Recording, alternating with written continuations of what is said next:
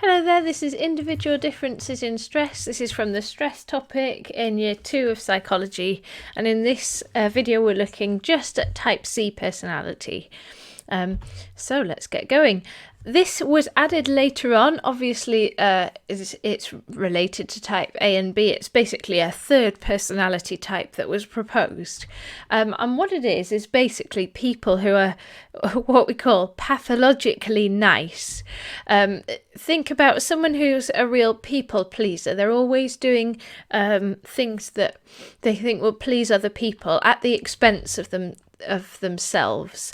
So they'll always be obedient, do what they're told, self-sacrificing, so they'll help other people at great personal expense, and what they'll do is they'll repress their emotions in order to avoid conflict, because conflict risks like not pleasing people.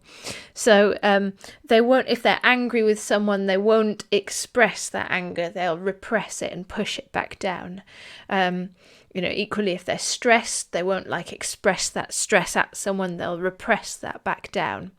And this personality type has then been linked to being more likely to get cancer.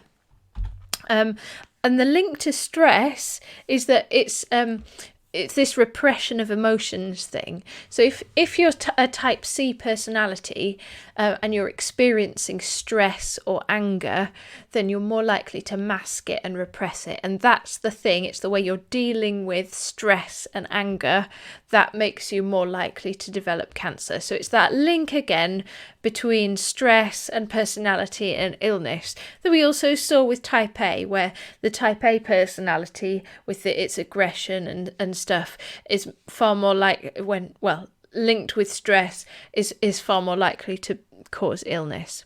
So let's look at the research then about this. So we've got, this is a rare female psychologist, Lydia Temeshock, and she was the one who proposed this theory as a result of research that she'd carried out that basically found that type C individuals were struggling to express their anger, and that also they were more prone to developing cancer. So that was what her research found out, so it was her that put forward this theory that type C individuals were more likely to get cancer. Right, we've got some more research studies here.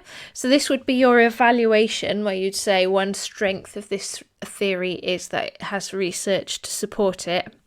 So you'd talk about Dattore, found that it was looking at Vietnam War veterans, and this was a study where they took the personality test before and then followed the veterans to see which developed cancer. So it wasn't retrospective.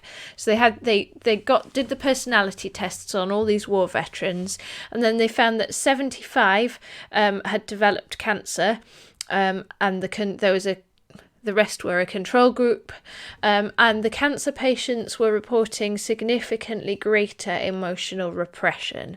So again, it's that link between repressing your emotions and not expressing your anger and being more likely to have cancer not as a result, because we can't show cause and effect, but it's again the link just between those two things. Right. However, if we look at the other research in this area, it's quite hard to find other supporting studies for this concept. So there was this study by Greer and Morris. So this would be your weaknesses of this topic, where you're saying, however, a weakness is that there's contradictory evidence. So Greer and Morris found a link between emotional suppression that was typical of type C and breast cancer, but only in women under 50. So it didn't apply to everyone, to all age groups. And there has been other research that's been carried out. So, for example, people have tried to replicate studies where there were significant results. I don't know which ones, presumably this one, particularly to the Temeshock study would have been attempted to be replicated, I would imagine. And when when we try to replicate a significant result, ideally we would find another significant result, and that strengthens our theory. That's kind of how science works, isn't it? However, in this area, it's been really hard to get that kind of level of not certainty, but where they've tried to replicate studies, they've not been able to replicate the same significant results. So that's not a worry, but it suggests perhaps that it's not a very strong link. There's also been inconsistent findings, so other studies have found that there's no link, and so on. So that it suggests that what we don't have is a straightforward, clear relationship between type C and cancer. Perhaps it's like type A, where you need to perhaps pull out like one or maybe just one of those different things that are listed as being part of type C and investigate that one personality trait and whether it's linked. So ideally, this would be a theory where we could say, oh, someone has type C, and therefore we can predict that they are more likely to get cancer. But it's not, the theory isn't strong enough for us to be able to do that as a result of these inconsistent findings. So that's like a big weakness. And then we've got a research study here from your booklet, which is Morris, which was a study of women who were attending a clinic, I think in London, where they were they didn't know at the point of interviewing them whether they all had like lumps that they'd found in their breasts. It was a breast cancer clinic, and they interviewed the patients for personality type and how they were dealing with emotion and so on. And so then they were trying to link how those women were dealing with emotion and look at the result of their biopsies or whatever they had. And they found that women who turned out to have cancerous lumps were expressing less anger. So again, you've got that repression of emotion. They were expressing less anger than those who turned out to have lumps that were benign or non-cancerous. So again, it's that link between if you're going to repress your emotions and not express your anger, then you're more likely to end up with cancer. So that was another supporting study. Then I'm going to suggest that you don't talk about the other two studies in your booklet, Greer and Giraldi, unless you feel really confident with it. So I'm giving you an alternative evaluation point here so that you've still got plenty.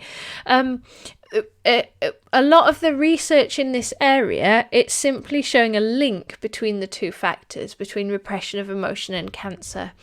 If you look at or think about researching in this area, we obviously can't ever like manipulate the independent variable. So we can't do a lab experiment. If you think about it, if our independent variable is like personality type, it's just not possible for us to manipulate that and then see what happens. That's just not it's not even just unethical, it's impossible. So you have to consider that in this area, mainly what you've got are things like quasi-experiments where you're comparing two different groups of people. And that just means basically that you can't do stuff like randomly allocate people to different groups to control for things like intelligence or any of those other factors. You can't have a spread of different participants. So it might be that there's some kind of other factor that's linked to personality but different, and it's actually that's causing the link to cancer. So it's the same issue again. We can't show cause and effect. There's just so many different factors involved, and we can't ever really isolate them. So you could criticize all of the research in this area for saying that actually we can't ever really have certainty about this issue. Okay.